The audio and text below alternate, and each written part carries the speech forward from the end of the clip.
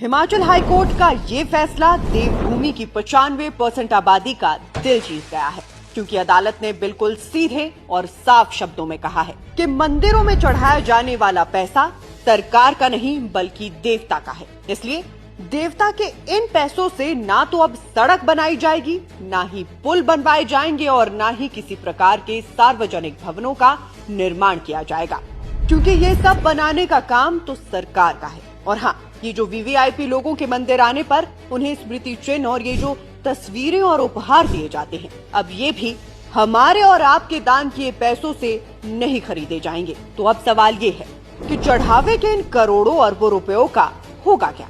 खबरों का पंचनामा में आज हम यही पता लगाएंगे।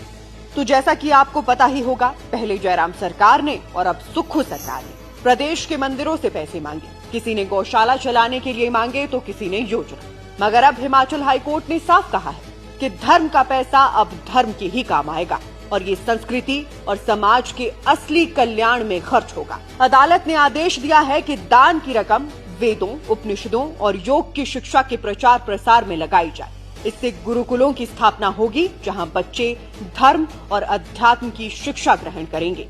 दान राशि से गौशालाएं बनाई जाएंगी, यज्ञशालाएं और हॉल तैयार होंगे, जहां नामकरण, उपनयन, विवाह जैसे संस्कार होंगे।